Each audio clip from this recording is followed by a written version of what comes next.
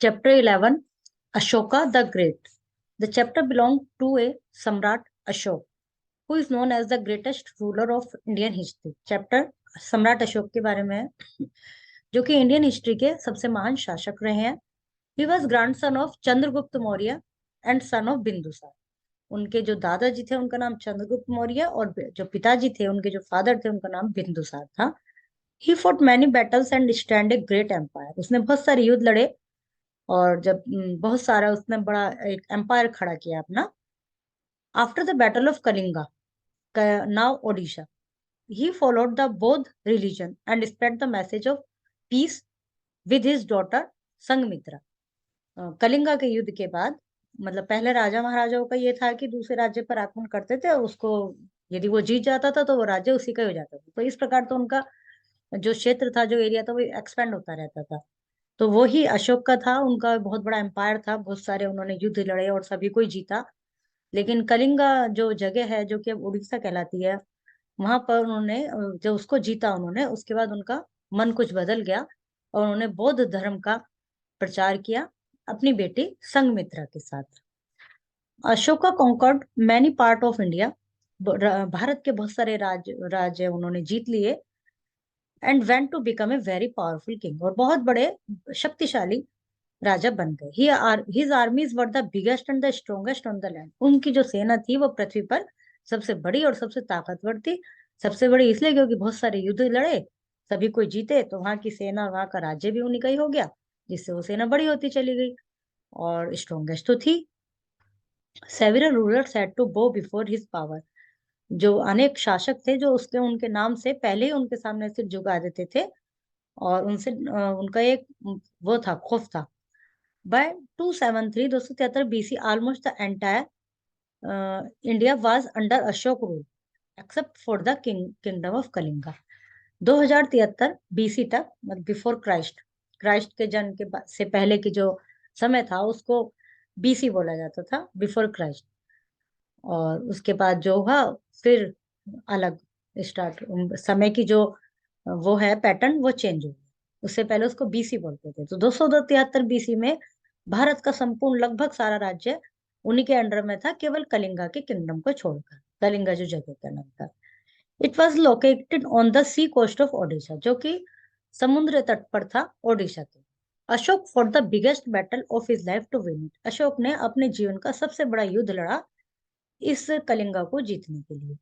It is said that after the battle the river running next to the battlefield turn red with the blood of soldier.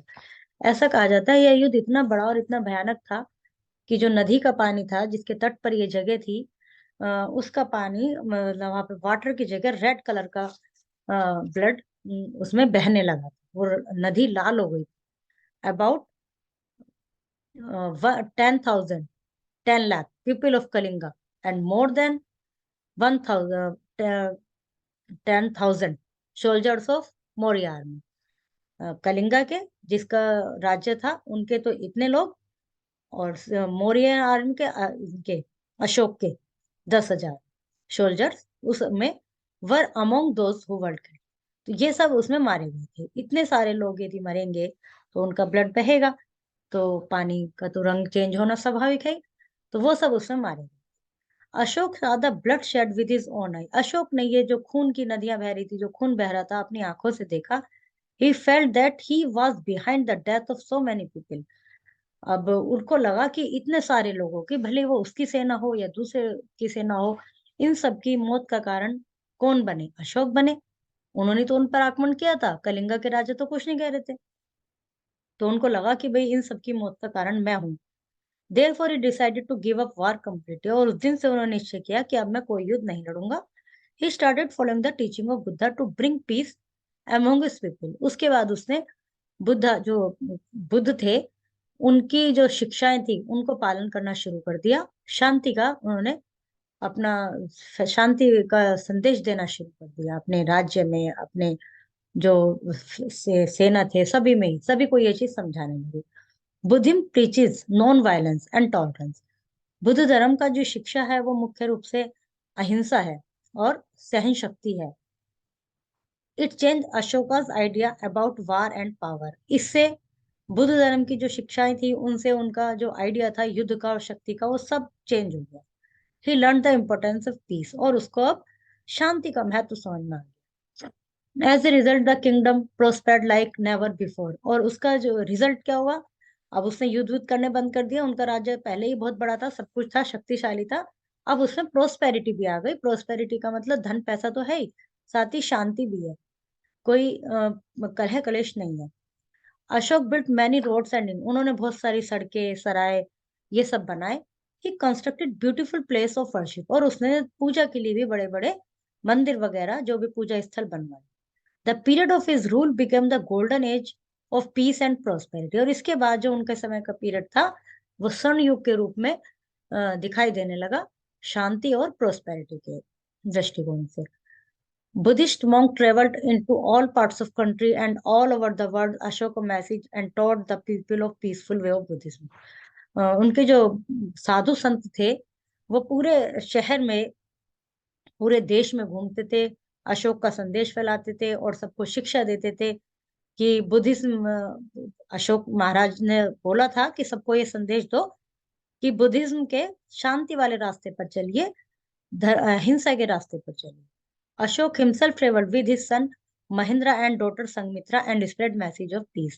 अपने जो अनुयायी थे, followers थे, उनके साथ साथ अशोक खुद भी ट्रेवल करते थे, सब जगह जाते थे अपने बेटे के साथ और अपनी बेटी के साथ, और शांति का संदेश देते थे। The cruel warrior had become the carriage of peace, इस प्रकार एक निर्दयी शासक, शासक नहीं योद्धा, एक निर्दयी योद्धा अब शांति का संदेशवाहक बन चुका था। His efforts were rewarded with the growth of his kingdom, और उसके जो एफर्ट्स थे उनका रिवार्ड ये मिला कि उसके राज्य की उन्नति होती चली गई, प्रोग्रेस होती चली गई। People who feared the warrior earlier now adored the peace loving king, पहले तो लोग उस योद्धा से डरते थे, लेकिन अब वो उसको प्यार करते थे, प्यार करने वाला राजा मानते थे। इवन आफ्टर हिज डेथ, उसकी मृत्यु के बाद, the people of land never forget him, लोग उसको कभी नहीं भूले, पृथ्वी के लोग। They wrote about Ashok life and his noble deeds, उसके बारे में लिखते थे, उसके जीवन के बारे में, उसके महान कार्यों के बारे में लिखते थे। The peace loving king's principle of non violence remain unforgotten till today, उनके जो अहिंसा के सिद्धांत थे वो आज तक भी याद किए जाते हैं।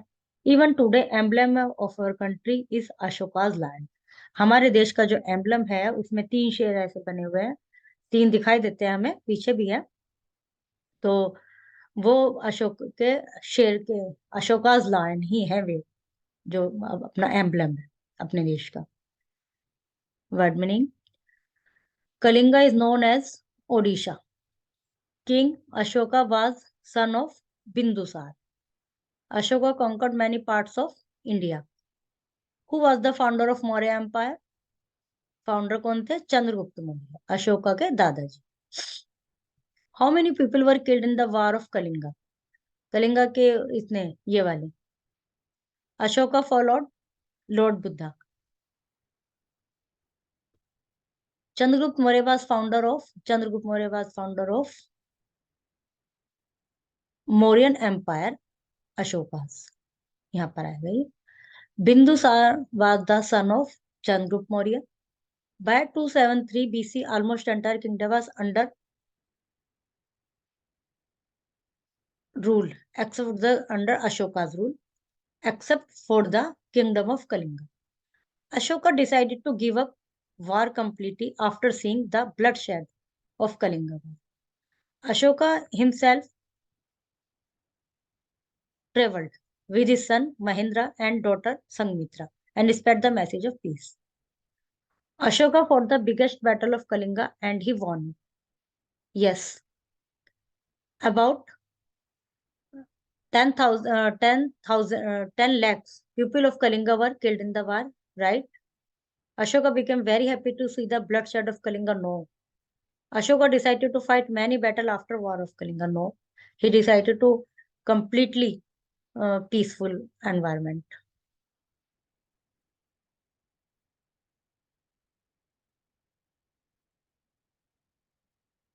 See answer key for this question. Here are the opposite. Match the words with their opposite. Powerful, weaker, stronger, powerful, powerless, stronger, weaker. many, few, beautiful, ugly, after, before, peaceful, violent, cruel, kind. Read the story of Gautam Buddha. Write his saying on the chart paper and display it in your class. Gautam Buddha हैं ये, इन्होंने तपस्या की थी और जब शांति की खोज में ये निकले थे अपने घर को त्याग कर। उसके बाद उनकी कुछ, वो इतने फेमस हुए, उनकी कुछ शिक्षाएं हैं, उनकी कुछ टीचिंग्स हैं, नो इन वायलेंस, पीस, इस तरह से और भी हैं। उनको एक चार्ट पेपर पे लिखिए। Sometimes we do a mischievous act unknowingly. After some time we feel that we were wrong. What do you do at the end? Right below. कभी कभी हम कोई गलती कर देते हैं और बाद में फील होता है कि शायद हमने गलत कर दिया। तब क्या करेंगे आप, जब आपको अपनी गलती का एहसास होता है? तो निश्चित रूप से first and the foremost act should be to say sorry to that person, and you can write here your own thoughts except saying sorry. Okay, now your chapter is complete.